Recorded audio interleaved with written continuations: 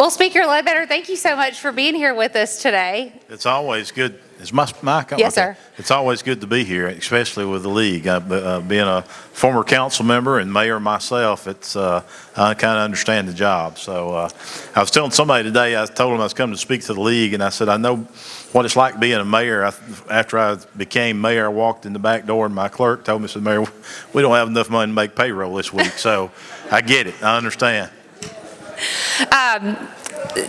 Livingston's going to join us in just a minute. He's going to come on, the majority leader of the Senate. He's going to be with us in just a moment. But we're going to get started with you. I just want to say you are such an incredible leader for your body during session and even when you're back home in your districts and not in session. I follow you on social media, so I see what you're up to. You are working with industry leaders, all levels of government, various partners and organizations to bring quality of life resources to all Alabamians. And like you said, I can't help but think you're so good at your job because you have a background in local government. So you get the ins and outs of that, and you're talking to the right people. But I think that's a great place to kick things off. Will you speak to the local leaders in the room about why it's so important for them to have their voices heard, not just during session, but when they're back home, when y'all are back home in your districts? Well, I think it's hugely important. What I'd encourage all of you to do is get to know your House members and your Senate members because it's important. You know, the thing you don't want to do, and one thing we try to keep from the House is to pass any kind of legislation that hinders your job. Now, it's tough enough as it is. You don't need no unfunded mandates. And so that's certainly a priority of mine. And my thing is, get to know them. Get to know them on a first name basis. I think everybody in my district, I've had breakfast with, or they've had breakfast with us, or are really friends, to be honest with you. I think it's important to bridge those friendships because you don't never know when you may need them, not even, after you get out of office. I mean, so that would be my thing, I guess, is just make sure you got a good relationship with those people and make sure that they hear you when you have something to say. Healthcare. Very critical, important topic that we hear a lot about in our state. Governor Ivey recently announced that our state secured $203 million for the Rural Health Care Transformation Program. You served on that advisory committee that she created, which really worked to gather information and to submit a proposal. Can you talk about that process and what that looks like going forward? Maybe if y'all have some ideas of how those monies are going to be allocated. Yeah, I think it's important that we continue to use those federal dollars like we have in the past. We did it with ARPA. We did it with some of those funds. You always got to make sure it's one-time money, and you got to be mindful of that. You got to spend it on one-time things. You can't spend it on something that's redundant that's going to come back every year, so that's important. The other thing is that it's pretty tight. I mean, the federal government pretty much sets what you can spend it on. So we'll have, buckets of funding that can go to health facilities, whether it's to upgrade their, equipment or to help them in something they got a need in particular. And my thing was, and always has been, is to make sure we use those funds to be able to help the people of the state for the long term, because it's one-time money. And I think it's important that we put it in those areas where it's going to benefit the most people. And I commend Governor Ivey and her staff. I think they had a good plan going forward. And I certainly appreciate her appointing me to that committee.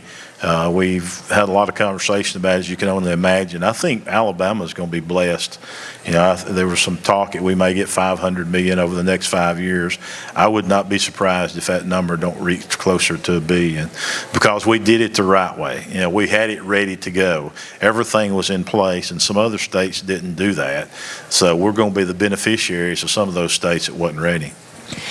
To that point, I heard a presentation from finance recently where, and I hope I'm not wrong on this, so tell me if I am, but every state got just a blanket $100 million. We got $203 million, and additional monies were allocated really based on the quality of the proposal that states submitted. And so I think that speaks volumes to what an incredible job y'all did on the proposal, and kudos to y'all and the governor for having that advisory committee put together, because the fact that we were awarded additional dollars on the quality of that proposal, again, just speaks volumes to y'all's leadership. Well, it's a team effort.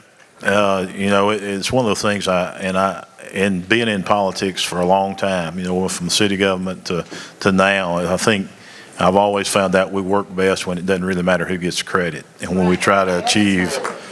Y'all can clap. I don't care. I don't mind y'all clapping. I'm okay with that. But it really does. It works best when and we've been lucky, and you know this, Kelly, we've been lucky in this state over the last few years because we've had people in leadership that didn't really care who got the credit. What mattered was how we advanced the state.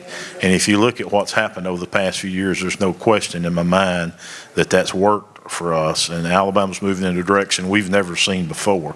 So I'm excited about that. I'm proud of what our body's done, and we look forward to continuing it. Alabama has 466 municipalities, all with unique needs. However, at the end of the day, the one thing that they all have in common is that their citizens rely on basic quality of life services. So like we just mentioned, healthcare, transportation, childcare, road and water infrastructure, public safety, the list goes on, as y'all know. In your opinion, what does that look like in terms of a partnership between the state and local levels? Well, I think the thing we've got to do, we've got to continue to look for the future. We can't really lie back on the success that we've had over the past few years. We got to look and see what we do to make sure over the next 5 and 10 years that we succeed. Alabama, we've truly been blessed, and the growth we had has been phenomenal. But it's also coming with growth, you come with those problems too, with infrastructure needs, where it's utilities or where it's road and bridges. And so we're trying to meet that need today for what's going to happen 5 and 10 years from now. We passed last year the Energy Bank, which I think is vastly important for a lot of our areas in the state. We got to make sure that we have the needs met over the next few years. Some of the growth in the Tennessee Valley with utilities alone, the projection is that the increase of use of electricity is going to go up some 33%. So, our roads and bridges, the Rebuild Alabama package started, I think, what became phenomenal growth for this state. And so we got to continue to strive to work forward so we see the future as bright as what we've had in the past. Throughout the last 4 years, the League has really worked diligently to energize our focus on assisting communities of all sizes to enhance their retail, hospitality, and economic growth, as well as recruiting new and existing business growth. We've done that through our Alabama Communities of Excellence program. It works with communities in the 2,000 to 18,000 population range. And then we have our Economic Development Academy, which works with communities of all sizes to teach them realistic solutions to attracting and retaining retail development. What resources are available at the state level to collaborate with some of these efforts? Well, that's a good question. I'm glad that you sent us the question. I didn't get a chance to look at them, so I don't have all the answers. The guy that does my communication, he's going to be mad at me because I didn't look at all the work he done. We just hadn't had time. But, the thing I think is important that some of the things you need to take advantage of, whether it's A-Trip money or whether it's money for roads and bridges or whether it's seeds money for those projects. To me, some of the things we've done for industrial recruitment, some of the strongest things that we've had, and certainly the seeds project is one of the, I think for rural Alabama, may be one of the best things we've ever done. It gives you the ability to increase the amount of utilities or to build roads or to build pads for buildings inside your industrial park. And it has proved to be something that's real strong for us. Those are some things that I would encourage. I think Kenneth Boswell and ADECA does a great job. There's a lot of opportunities there. Be involved with what they got going on. They got grants, they've got things all the time that you can apply for. Be mindful of that. Find somebody that you know that you can trust that's going to help you apply for those grants. Some of you may be big enough, Auburn may be big enough they got somebody that does grants for them. Some of you don't. So I would recommend to you that you find a good grant writer, because there's a lot of availability out there, and sometimes if you don't engage in it, you're not going to know about it. So that would be my thing. What I would encourage you, we use it. In my district, we use it all the time. They tell you got to get A-Trip money, or you got to get this money for roads and bridges. Hey, we go after it everywhere. If it's ADECA money or if it's something like that, I would encourage you to use all the avenues that's out there that's possible. We got a lot of availabilities for you. Make sure that you take advantage of them and you know what they are. And I know the league will help you in letting you define what will be beneficial for you if you need a sewer expansion or if you need a water expansion. Don't hesitate to call and try to find those grants. And I will make a plug for Baker's Resource Guide. If you don't have that, you want to have that. It has all of the grants that we've been able to get sent into him from every state agency, all in one booklet. So you want to have a copy of that. But talking about grants, yeah, come on. Yeah, y'all come on, interrupt us. That's fine. Hey, how are you? Senator. Please help us welcome Senator Steve Livingston, Majority Leader in the Senate. Thank you for joining us, Senator. She just asked you a question. You want to answer that? I apologize. Just about 2 minutes ago, I was in my construction gear fixing to give a tour of the State House when I found out I was supposed to be here. So I'm a little out of breath. My apologies. So Let me ask you a question so you can catch your breath. It's for both of you. And really, Pro Tem Gudger has been spearheading this, but the Rural Roadmap Initiative, are either of you comfortable to talk about that? If not, we can get them at dinner tonight. But when you mentioned grants, Speaker Ledbetter, I know part of that initiative is to try to find, the grant writers and get them all into one hub where local governments can have easy access to those types of things. And so just wanted to throw that out there in case y'all wanted to talk about that. But if you don't want to steal his thunder, I understand. I haven't been involved in that. It's been Pro Tem. So, Mr. Speaker, if you're involved. Yeah, I think really what the Pro Tem's trying to do is identify what rural Alabama is. I mean, there's been so many descriptions of rural Alabama, we don't know what it is, I guess, sometimes. But what we got to realize, Alabama's a rural state, and probably 70, I think I knew the number at one time, I don't know, 75, 80% of our population is in rural Alabama. So the thing is to try to use the Rural Health Care Initiative, try to use the SEEDS programs, those programs that's applicable to rural Alabama, and figure out through the roadmap exactly what we need to do, where we need to be going, and how those funds need to be expended. So I think, we've worked some with Pro Tem Gudger on that. I know that we've formed a committee. We got some House and Senate members that meet. I think there's like 8 or 9 different categories of that, right, Steve? There is that, and of course, there's just the numerous definitions of rural that are federal definition, and there's some that have applied in rural tax credits for physicians going to rural Alabama. That's one definition, and all. I think if you're trying to make it uniform as much as anything else. Well, it's from what I've heard, it's an exciting initiative, and we look forward to learning more about it and certainly sharing it with our membership. Leader Livingston, you have a great relationship, I've been told, with your mayor, and so having that great relationship. I hope he doesn't lie. Well, having that great relationship, you really, I'm sure, have gotten to understand the ins and outs of local government and how important it is. And so my question to you is, how important is it to have those relationships at the state and local level, and how important is it for our local leaders to ensure their voices are heard when y'all are in session? So the mayor hosts us typically every Friday morning. We stop by his office and have coffee, and we pretty well discuss anything from A to Z. And I think it's been mutually beneficial because we can help them see some things that we know is happening in Montgomery, direct them in the right direction, able to support them on grants and CDBG requests and also ATRIP programs when it's coming available, and we can help them fill in the gaps there and what might be available and what might not be available. So I think it's very important, and I think it's a great thing we do. I think it's been very successful for us. A question for both of you. Who is the best person to get with on y'all's team? To have meetings with you or to make asks of you? What is the best way to go about that, and who's the best person to get with on y'all's team? I guess it would be Julie back in our home office for me, back in Scottsboro. 256-218-3090 would be the number there, and I think that's the way to go. So, Mr. Speaker? Yeah, I mean, I think, of course, in our district, we got a local guy that works with Steve and I both, Rodney Williams. Some of you may know him. It's in my district. You know him, I know. And, of course, in my office here in Montgomery, it'd be Jade Wagner, which is Deputy Chief of Staff, or Mark Tuggle, which is Chief of Staff, and they can kind of direct it into what area to go to. We're lucky. I mean, we've probably got the best. I don't mean this critical with anybody else, but we probably got the best staff in Montgomery.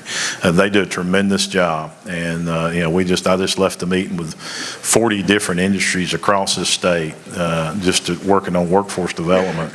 So I mean, they organize all that stuff. They set it up. We couldn't do what we do without them. So our office is always open for anybody that wants to talk to us about any particular subject, and they will get on top of it, and they do a really good job. So I think that would be our contact. Mr. Speaker, I'll tell you, we're trying to catch up with you, but I'd agree with you 100%. So we're working, but you got a head start on this. I appreciate it, yeah.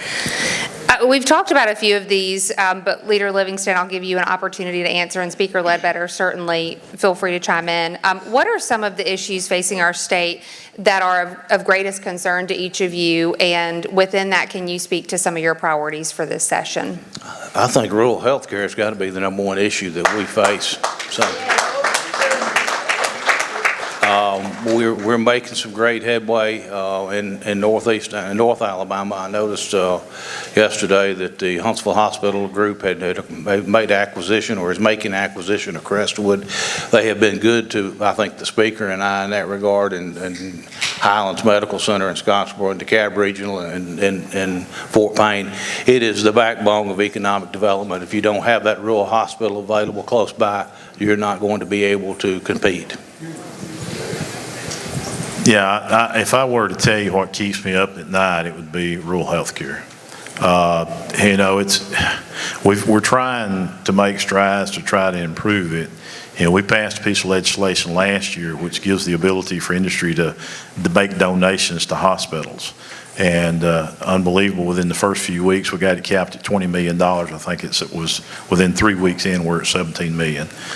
It was a good program. I really think we'll have to expand that program. We'll have a piece of legislation tomorrow that's going to enable other people to donate to it for tax credits. So I do think that's very important. I think it's going to be beneficial. And, you know, we're looking at all angles we can to try to improve rural health care. I guess the other thing that I would tell you that bothers me, worries me some, what worries me a lot is, and I can tell y'all, everybody in this room can justify this when I tell you or testify to it, either one. People aren't voting anymore. Yeah. I mean, that really bothers me. We are giving up so much of our freedom and what we do as far as a people government by simply people not going to vote anymore. And because of that, there's people getting elected, to be quite honest with you, it doesn't need to serve. And I'm not saying I'm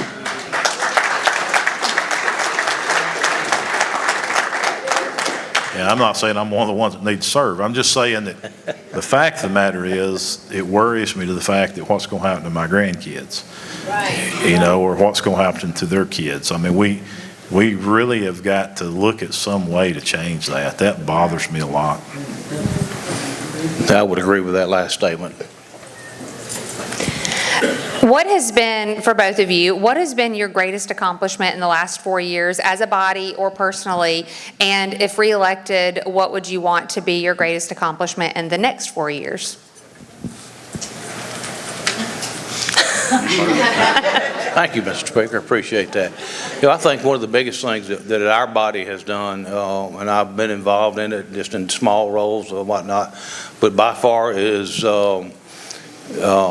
broadband across Alabama. We have done a tremendous job of going from dead last and ranked somewhere in the mid-20s on that. I think we've done a fantastic job of using the money that's come down from the federal government along with some money that we've put into it locally to do that, and has really changed that. I'd also say Rebuild Alabama has been significant in that.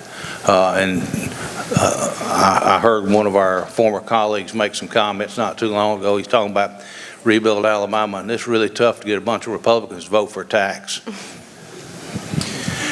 Yeah, I think there's a long list. I'm going to be honest with you. This has been my time of serving. This quadrennium has been one of the strongest ones I've served. And I think it's just the coordination between the two bodies and the executive branch. You know, if you look at just this last 4 years, Alabama has never seen a tax cut like we've done. We cut over $1.5 billion in taxes to you that you do not have to pay anymore over the past few years in this quadrennium alone. I mean, if you look at the growth, the job growth, you know, there's been an investment of almost $70 billion in their state with almost 80,000 new jobs. You know, the Eli Lilly thing that was just announced is game changer.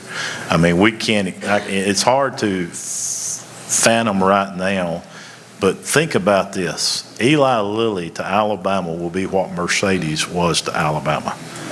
because of them coming into our state, you're going to see it. And what I'd heard just last week in the meeting was in with them, you're going to see at least 5 different companies follow them to Alabama. I mean, we're going to become in the drug industry what we are with automotive today. And Alabama is #1 in exporting automobiles right now. Think about that. Our state's changing at a pace I've never seen in my lifetime. And I think it's a new Alabama. You know, I think everybody's starting to chase us now. And what's refreshing to me, of course, the speaker, George, is a good friend of mine. He's a great guy. He had talked to me about a year and a half ago. He said, man, y'all's education's really improving. How did y'all do that?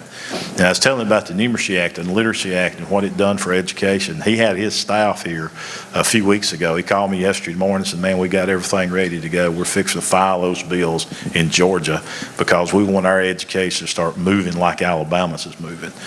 So I think if you see Alabama has more gains in reading and arithmetic than any other state in the country.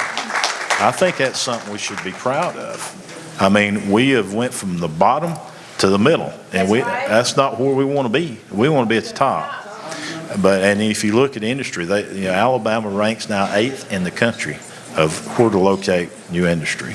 So I think we got a lot to be proud of. We got a lot of good members that's running for re-election. Vote for all of them. I appreciate you sending them back because they've done a great job. And I really think this has been a thing that I'm proud of. I mean, the thing for me and Steve is nobody knows who we are in this state hardly, but what makes me proud, and I'm sure he could say the same thing, is when you look out across the state and you see the growth, and because some of the legislation that you passed to help do it. And I think to me, that's our reward. Mm-hmm. So, Mr. Speaker, and you've got a great story at home, but with Rainsville Technology, you've got 250, 300 people in here. You could, if you would tell that story about how one person can make a difference in that, I think they would like to hear that. I think I told them last year. Y'all remember that? No. Yeah. Now, the thing, I didn't realize there's so many people in here. I still look across the room. Y'all got a lot of folks here, right? Historic turnout. Historic turnout. Yeah. It was to hear Livingston talk. That's right. Let me say this. I would encourage each and every, actually, I want to encourage you, I'll challenge you. If you run to be a leader in your community, you need to be a leader. Okay? And that means sometimes it's the small things. It's not always the front page paper or being on TV or being on social media. It's about doing those things nobody knows that you're doing.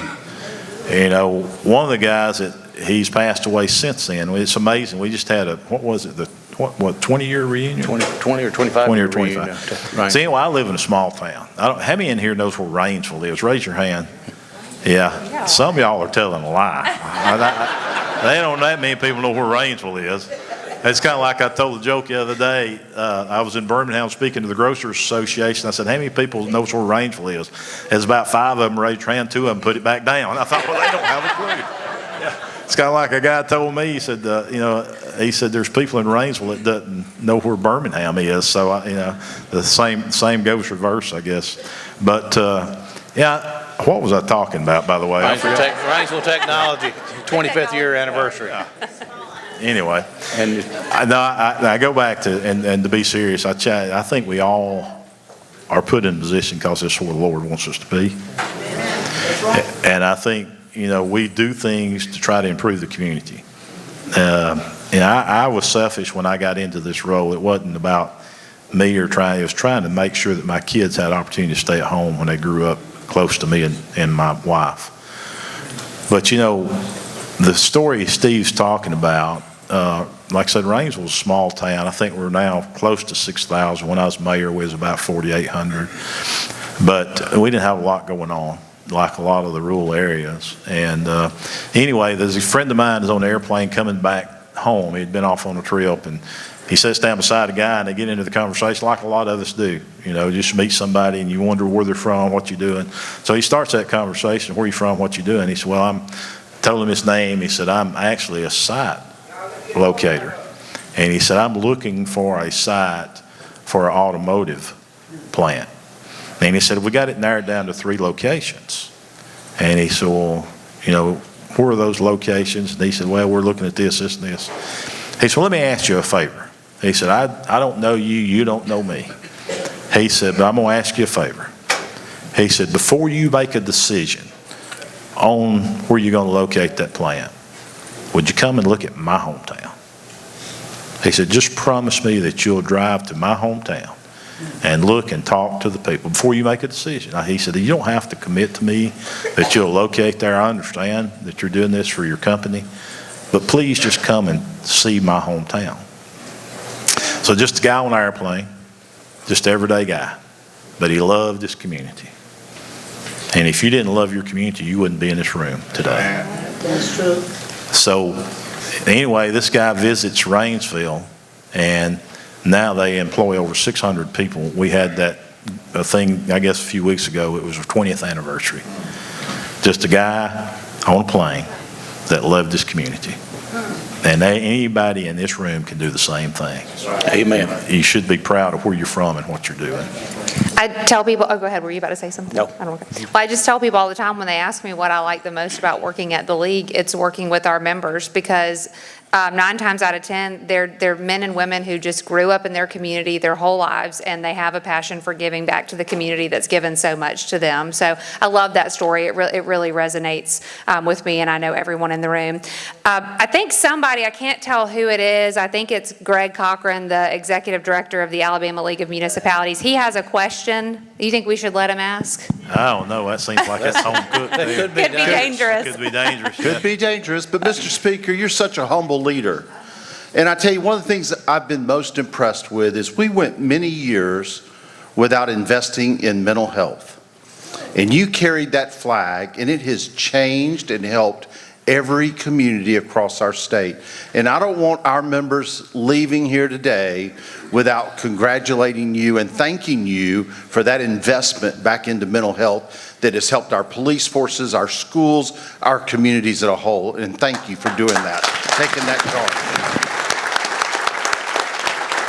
Thank you. Thank you. I appreciate that, Greg. You can say something else if you want to now. I thought you was going to ask a tough question. I was going to let Steve answer it. But no, thank you for that. I appreciate it. And we made strides. We really have. We're spending now $360 million more than we were just a few years ago when we were spending nothing. And if I could tell you, we've still got a ways to go. I think it's always a puzzle. And the one thing we got to have is long-term mental health beds. We're not there yet, but the crisis care center, we got 7 of those now. Yes. We got 15 mobile units. We got a mental health coordinator in every school system in the state today. But we've made strides, but we still got a ways to go. But thank you for that. You did make a tremendous difference. I know the governor challenged you. You asked her about it one day, and she challenged you to take that lead and take it and run with it. And I greatly appreciate that, because we were so far down beaten that we needed to get up and run with it. So thank you.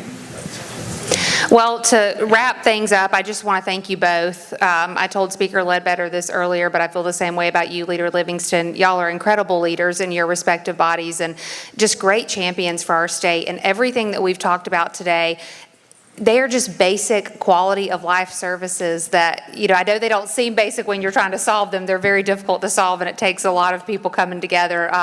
But they're just quality of life services that citizens not only expect, but demand. And so thank y'all for getting in there and asking the tough questions and working with partners to solve some of these issues. We really appreciate it, and we don't take for granted the opportunity for y'all to come over here and meet with our folks. Is there anything I haven't mentioned or asked y'all that y'all want to speak to? No, we just think it's the opportunity. We get a chance to speak. I think we started last week. This is my 4th group to speak to. But y'all don't tell nobody, but this is my favorite group. So